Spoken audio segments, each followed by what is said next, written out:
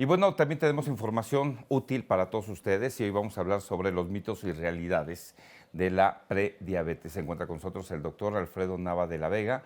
Él es endocrinólogo internista. Muchísimas gracias, doctor, por estar con nosotros. Gracias, Juan. Gracias por la invitación. Gracias, doctor. Para empezar, ¿cuáles son los mitos y realidades también que establece justamente Claro. este tema? Sí, pues bueno, hay un poquito de controversia de repente en la parte médica sobre la prediabetes, ¿no? Muchas ocasiones se habla de que la prediabetes no existe, ¿no? Este estado previo a una diabetes, pues eso no es, ¿no? La realidad es que existe un poco de controversia, como te comentaba, por la cuestión de que pues, es un estado en el cual nosotros podemos prevenir que el paciente vaya hacia la diabetes, ¿no? Se ha tratado de hacer un poco de hincapié en cuestiones de que es la forma en la que nosotros podemos prevenir que ese paciente ya tenga un diagnóstico de diabetes. Una vez que el paciente ya tiene diabetes, no hay vuelta de hoja, ¿no? Esa enfermedad empieza a hacer estragos dentro de nuestro cuerpo, los niveles de glucosa se empiezan a elevar y todas las complicaciones que vemos a nivel del riñón, de los ojos, de las piernas se llegan a presentar.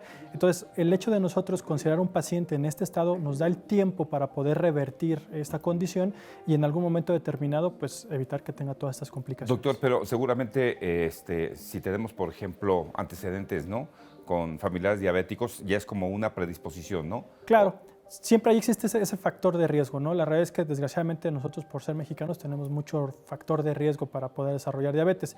Si mamá o papá también igual tienen diabetes, obviamente ahí es donde tenemos un poco más de riesgo, ¿no?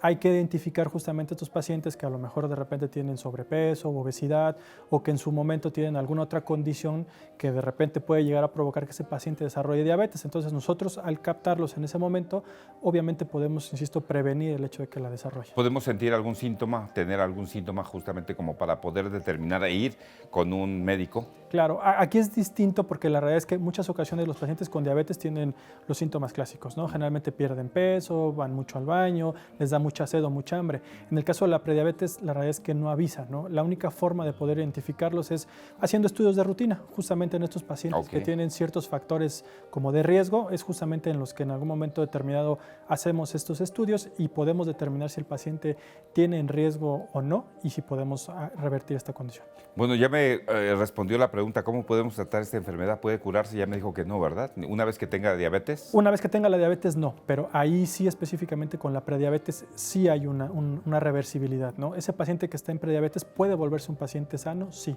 Generalmente el tratamiento que nosotros damos es farmacológico, pero también tiene que estar implicado la parte de cambios en el estilo de vida, ¿no? Si el paciente tiene una mala alimentación, obviamente ahí es donde tenemos que hacer un poquito de incidencia, también igual en la parte del ejercicio, todas estas cuestiones de medidas de cambios en su estilo de vida son las más importantes. ¿Cada cuándo debemos de hacernos un estudio? ¿Cada cuándo hay que ir con un un doctor endocrinólogo, un internista cada cuándo? Pues vamos, en general la realidad es que alrededor de los 35 años para adelante es más o menos la edad en la que nosotros tenemos que estarnos haciendo estudios por lo menos una vez al año, ¿no? Para poder identificar. Si tenemos cualquier factor de riesgo de estos que comentábamos, sobrepeso, obesidad, papás con diabetes, obviamente podemos hacerlos alrededor de los 20, 25 años, ¿no? Es una edad promedio en la cual, pues desgraciadamente ahora también encontramos pacientes que ya desarrollan diabetes en edades más tempranas de lo que antes había y desgraciadamente si podemos hacer esa prevención, obviamente les va mejor en el pronóstico a los pacientes. Estaba comentando que ya no hay vuelta de hoja una vez que una persona ya tiene diabetes, ahí se empieza a tratar, ¿no?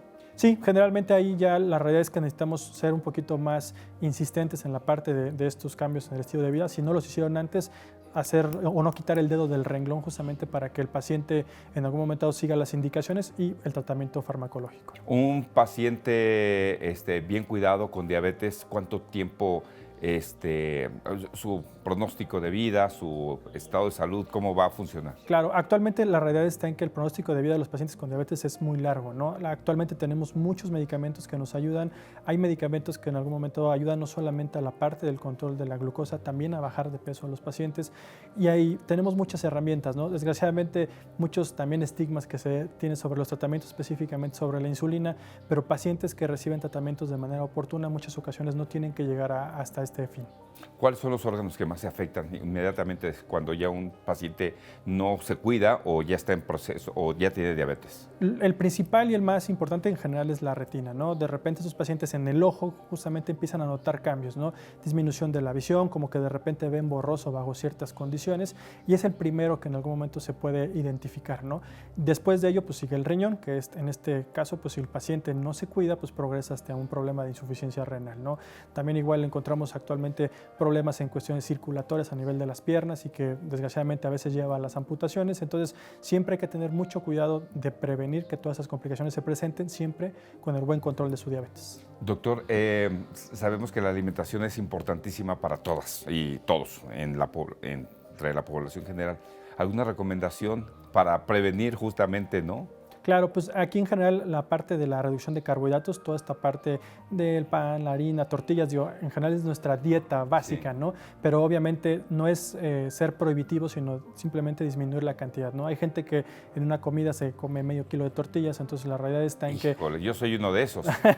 Habrá que cuidar justamente esa parte y pues digo, no ser, insisto, tan restrictivos y a lo mejor decir, bueno, podemos empezar comiéndonos 2 o 3 tortillas o cambiarlas actualmente pues por tortillas de nopal, que en algún momento son una buena alternativa. Ah, muy bien. Entonces hay que buscar las tortillas de nopal que ya las venden por ahí. ¿Pero claro, son de buena procedencia o no las que venden en el supermercado? Pues en general sí. La realidad es que digo, el sabor es muy distinto. Digo, obviamente uno tiene que probar para poder recomendar y la realidad es que pues en general en cuanto al sabor varía un poco, pero pues la realidad es que es la sensación de comer la tortilla. ¿De cuánto puede ser la ingesta, por ejemplo, de un adulto de tortillas? Pues la realidad es que más que la tortilla es como la cantidad de carbohidrato. En este caso es contar todo lo que en algún momento pudiera subirnos la glucosa, ¿no? Si el paciente de repente en una comida, no sé, podría comerse arroz, más aparte sopa de pasta, como puede ser la comida corrida, más 4 o 5 tortillas, excede mucho la cantidad de carbohidratos que tiene que ser, que son más o menos 5 al día, ¿no? Entonces, en este caso lo que tenemos que hacer es pues contabilizar todo esto, o comemos arroz o comemos sopa de pasta, o comemos arroz y comemos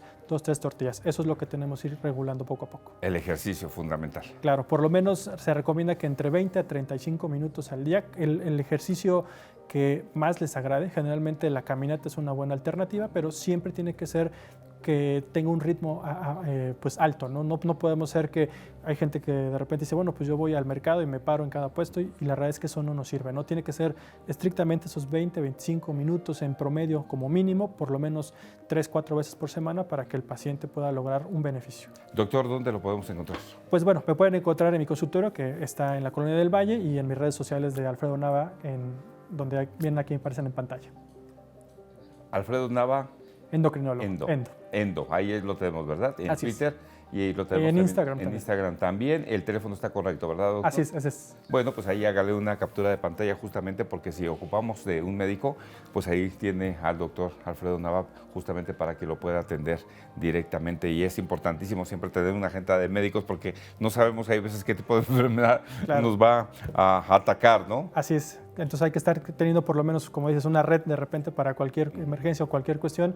Pues digo, en general para estas dudas, pues siempre estamos a sus órdenes. Doctor, muchísimas gracias por estar aquí en La Voz de la Ciudad. Le agradecemos mucho. Gracias con temas de mucha utilidad, sobre todo pues para la población que a veces desconocemos justamente, ¿no? Con quién ir, con qué especialista cuando tenemos ciertos síntomas. Y aquí ya nos está explicando el doctor, hay que ir con pues, un especialista, endocrinólogo, internista, para que nos trate justamente esta enfermedad, ¿no? Que está causando estragos aquí en México. Así es, una gran pandemia. Una gran pandemia. Doctor, muchísimas gracias. Gracias.